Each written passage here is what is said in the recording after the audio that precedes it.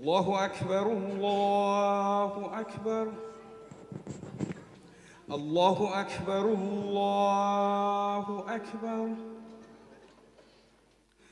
أشهد أن لا إله إلا الله أشهد أن لا إله إلا الله أشهد أن محمدًا رسول الله أشهد أن محمدًا رسول الله حي على الصلاة حي على الصلاة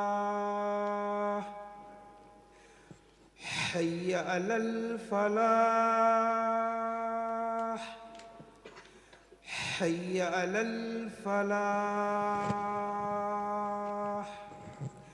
الله أكبر الله أكبر لا إله إلا الله.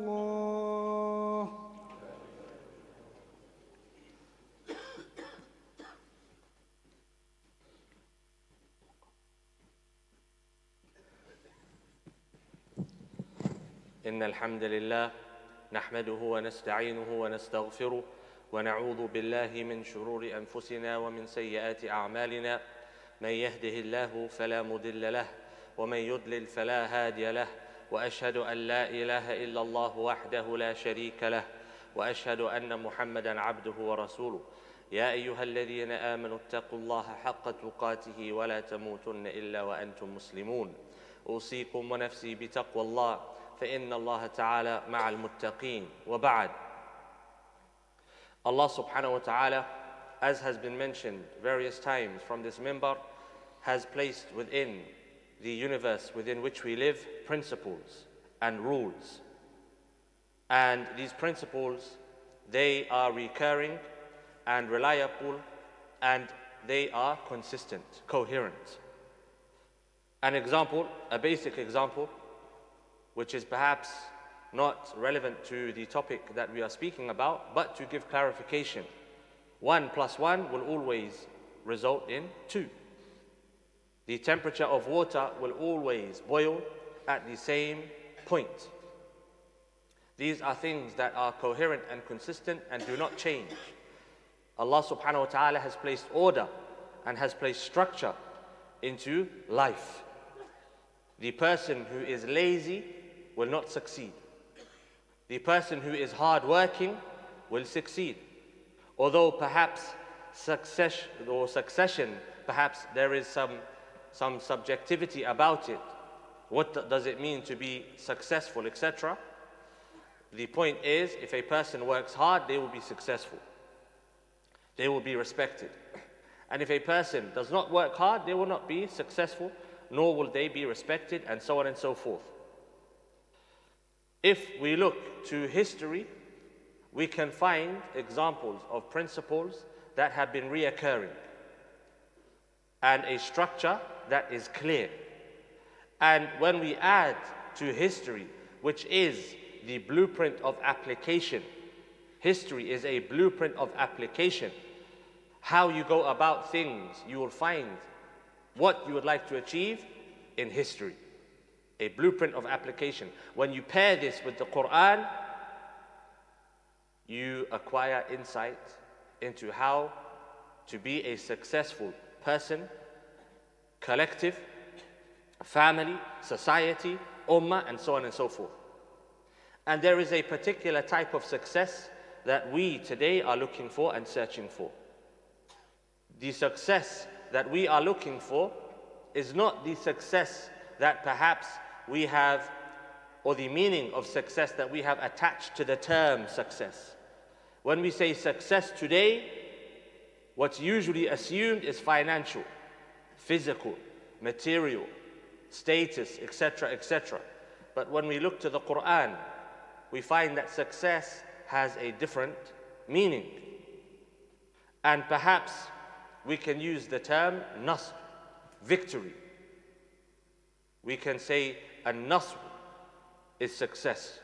To be given victory is success. But what does it mean to be given victory? And what does Allah subhanahu wa ta'ala tell us about victory and success in the Quran?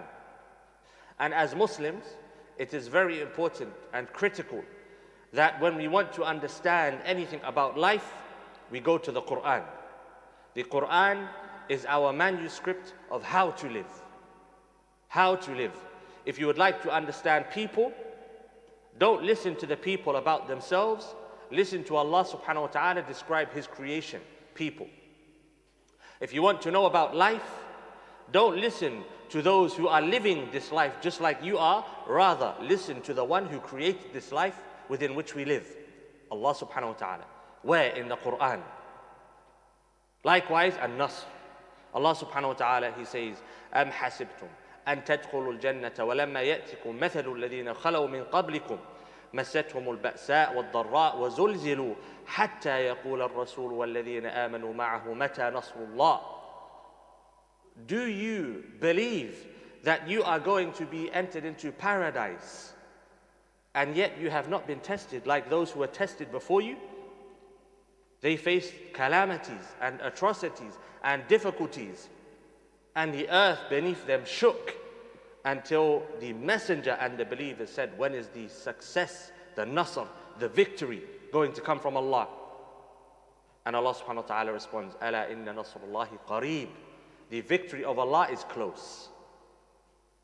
Allah subhanahu wa ta'ala, He says, وَمَا النَّصْرُ إِلَّا مِنْ عِنْدِ اللَّهِ الْعَزِيزِ الْحَكِيمِ. And victory, success is not given except by Allah subhanahu wa ta'ala, Al-Aziz. Al-Aziz. Allah subhanahu wa ta'ala does not need to give success and victory, but He gives it to whomever He chooses. Al-Hakim, the one who knows exactly what He is doing. The one who has control over all things. And that is insight. That's insight. Success is granted by who? Allah Al-Aziz. The one who does not need to give, but He gives. And He chooses who He gives to.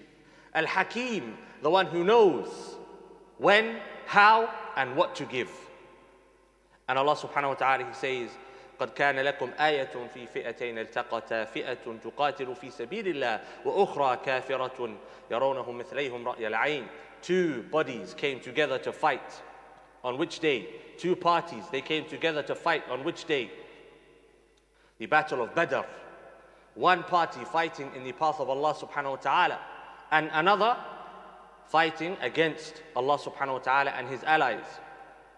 And the party that were fighting against Allah subhanahu wa ta'ala and His allies were twice the number of the party fighting in the path of Allah. But what did Allah subhanahu wa ta'ala give them? Allah subhanahu wa ta'ala, He gave them victory. وَاللَّهُ يُؤَيِّدُ بِنَصْرِهِ مَنْ يَشَاءُ إِنَّ فِي ذَلِكَ لَعِبْرَةً لِأُولِي الْأَلْبَابِ.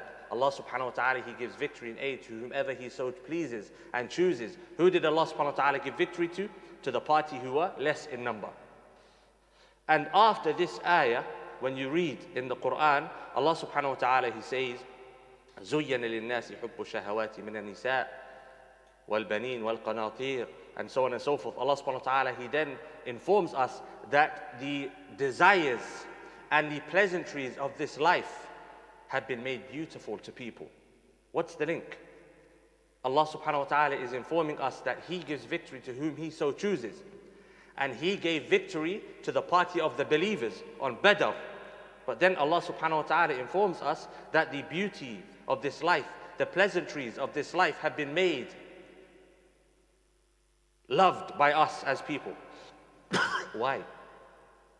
Because it's the beauties and the pleasantries of this life, desires that take us away from the path of Allah. They are the things which distract us from the path of Allah. And Allah subhanahu wa ta'ala grants victory and aid to those who are in His path. The Prophet alayhi salatu wasalam, he said, وَعْلَمْ أَنَّ النَّصْرَ مَعَ الصَّبْرِ. Know that a victory and success comes with patience. And the Prophet ﷺ in the same hadith, and this hadith is a great hadith, he said, احفظ الله يحفظك احفظ الله تجده أمامك. He said, preserve Allah and Allah will preserve you. Preserve Allah and you will find Allah in front of you. What does this mean? Allah subhanahu wa ta'ala does not need our preservation. It means preserve the boundaries of Allah and Allah will be with you in your life as individuals and as a collective. So when we apply that, we apply this principle. The Prophet ﷺ has given us a principle. 1 + 1 = 2. احفظ الله يحفظك. Preserve Allah and Allah will preserve you. It's a principle. When we apply that to life, we can understand what's happening with our situation. When we look to this life, we can understand our situation. And let's apply it to what's happening on a global scale. The problem is not a problem of material. The problem is not a problem of strength. The problem is not a problem of wealth. The problem is not a problem of intelligence, but the problem is a problem of being away from Allah subhanahu wa ta'ala and His deen. Whether by choice or by design.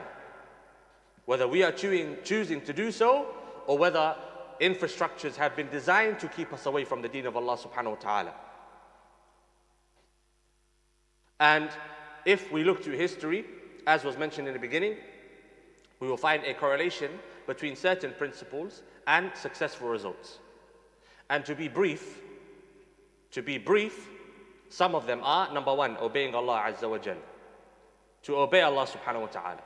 If we want to be successful as an ummah, the first and foremost principle that needs to be followed is to obey Allah subhanahu wa ta'ala. And obeying Allah Azza wa Jal is not simply a ritualistic application of Islam. It does not mean that I simply pray 5 times a day. No. It does not mean that I simply give sadaqah. No. It is ahkam, salah, zakah, wudu, ghusl, all of these things.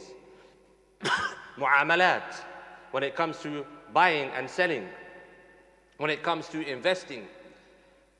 It is akhlaq, character, with myself and Allah subhanahu wa ta'ala, with myself and my family, with myself and my society. And we find this with the Prophet alayhi salatu wasalam. And as was alluded to earlier, perhaps the most important aspect, removing dunya from our hearts. زُيَّنَ لِلنَّاسِ حُبُّ الشَّهَوَاتِ مِنَ النِّسَاءِ وَالْبَنِينَ وَالْقَنَاطِيرِ الْمُقَنطَرَةِ. Removing love of this life from our hearts. And so if we would like to change our situation as a collective, this has to be the start. To start to obey Allah subhanahu wa ta'ala. The Prophet ﷺ, he said, اتَّقِ اللَّهَ حَيْثُ مَا كُنْتَ. Fear Allah wherever you are. Meaning you have to understand how to fear Allah in the situations you will live in your life. And the second, as was alluded to earlier, patience. Patience. Excuse me. وَاعْلَمْ أَنَّ النَّصْرَ مَعَ الصَّبْرِ. Do we have historical examples of this? Of course. The Prophet alayhi salatu wasalam, how many years did he give da'wah for? 23 years. 23 years of calling his people and those around him to Islam. What about the other nations? He also invited them. Did they accept? No. The Prophet alayhi salatu wasalam passed away, and the Romans, the Persians, the nations that at the time resided in Africa and East Asia and so on and so forth, they were still upon the religions they were upon during the lifetime of the Prophet ﷺ. It was not until the Prophet ﷺ passed away that they entered into Islam. 23 years plus the time of Abu Bakr radiallahu anhu, the time of Umar radiallahu anhu, the time of Uthman radiallahu anhu, the time of Ali radiallahu ta'ala anhu, and then add to that the nations that came after. Decades and generations, hundreds of years for Islam to reach the places it reached. My apologies. The second example, Nuh alayhi salam. Nuh alayhi salam, how many years did he call his people to Islam? 950 years. 950 years. Only a few people responded to his call. And in the example of Nuh is a point that we discussed earlier. what does it mean to be successful and to be granted victory? Because success is not necessarily something which is tangibly measurable. I don't have to be able to measure it. But the fact that I stay firm upon the deen of Allah subhanahu wa ta'ala and I uphold the responsibility of Islam, even if I do not see the results in this life, that itself is a nasr. That itself is success. The people of the ditch, they died upon La ilaha illallah, that's success. That's success. Even if they do not see a materialization of success in this life, dying upon La ilaha illallah is success. All of the shuhada that passed away as martyrs in Gaza, in Palestine, and the surrounding lands, they were successful. They were successful people. Why? Because they died upon La ilaha illallah. They did not lose. They were granted a victory from Allah subhanahu wa ta'ala. They are winners. But what does it require? Holding on to the deen of Allah subhanahu wa ta'ala until the last moment. Lastly, the final point to reflect upon, unity. Unity. And the Quran itself is, in its entirety, is a call to unity of the Ummah of Islam. Allah subhanahu wa ta'ala calls us as a nation. Every time Allah subhanahu wa ta'ala speaks to us directly, Allah calls us as a nation. Ya ayyuhal ladhina amanu. Oh, you who believe collectively. Ya ayyuhal ladhina amanu. It's a collective call. Allah subhanahu wa ta'ala is instructing us as a body, not as individuals. Not as individuals. And of course, the ayah which has been repeated over and over again, وَاعْتَصِمُوا بِحَبْلِ اللَّهِ جَمِيعًا. Hold firmly to the rope of Allah subhanahu wa ta'ala together, as a collective. As a collective. يَا أَيُّهَا الَّذِينَ آمَنُوا ادْخُلُوا فِي السِّلْمِ كَافَّةً. Oh, you who believe, collective, immerse yourself in al-Islam, كَافَّةً, completely. Completely. Outside and inside.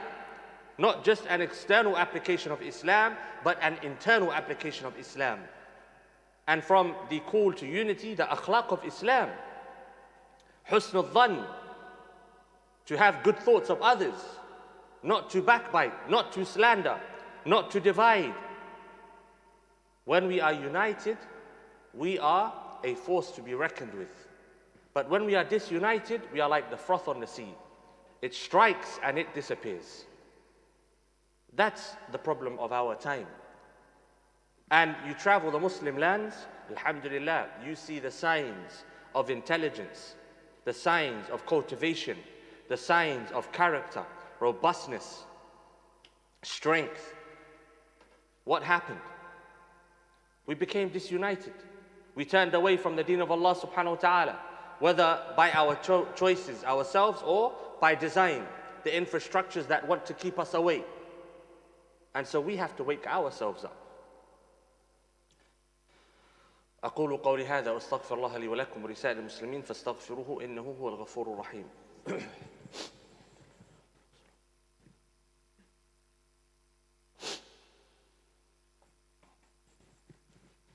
الحمد لله وحده وصلوات ربي وسلامه على أشرف الأنبياء ومن تبعه وبعد.